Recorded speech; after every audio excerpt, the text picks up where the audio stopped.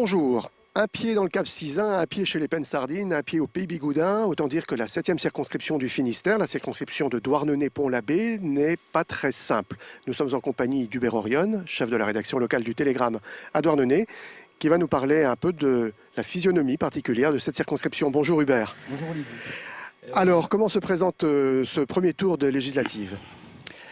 Compliqué parce que c'est ce premier tour qui déterminera effectivement le résultat du second, dans la mesure où il y a deux poids lourds évidents qui sont la personne de la députée sortante Annick Leloc, socialiste, face à Didier Guillon qui est UMP, maire d'Esquibien, capiste, mais tout se jouera finalement sur la loi des reports et véritablement la loi ou la possibilité des maintiens de deux autres personnages, Michel Canevette pour le centre, et éventuellement ici, parce que c'est particulier, la possibilité du front de gauche de se maintenir ou pas à l'issue de ce premier tour. Alors, une circonscription où les positions du PS se sont quand même sensiblement renforcées.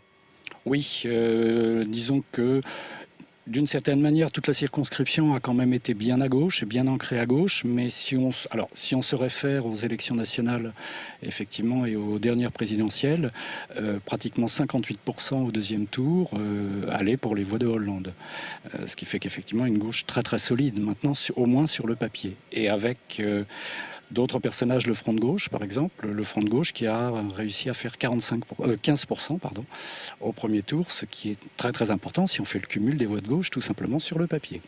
À Douarnenez, singulièrement, on voit peut-être là le fond vraiment de gauche, l'héritage communiste, l'héritage ouvrier de cette ville.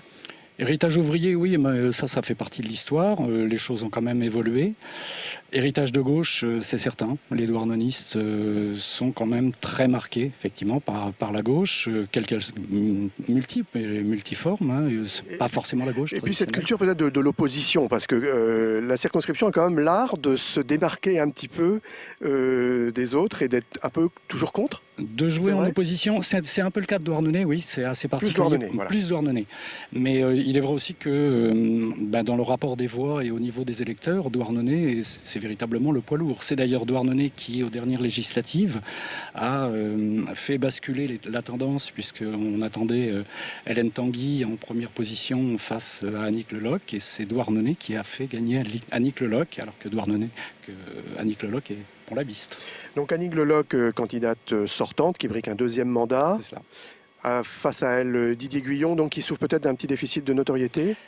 Didier Guillon, qui est le nouveau conseiller général depuis les dernières élections, qui est aussi le maire d'Esquibien, c'est un capiste complet. Et il est vrai qu'entre justement la réalité du Cap, la réalité du pays de Douarnenez et la réalité du pays bigoudin, Didier Guillon est un petit peu à l'écart de cette réalité-là, dans la mesure où il est moins connu dans le pays bigoudin, c'est évident, qu'il ne l'est dans le Cap. La perspective d'une triangulaire, donc pour le second tour, ça serait l'une des 2 ou 3 circonscriptions du Finistère où ça pourrait se produire, est une perspective envisageable ou réaliste ? Totalement logique, d'autant que si on part du principe que Michel Canevette, pour l'Alliance centriste, peut jouer le 3e homme, et s'il a la capacité de se maintenir, il a déjà prévenu qu'il se maintiendrait.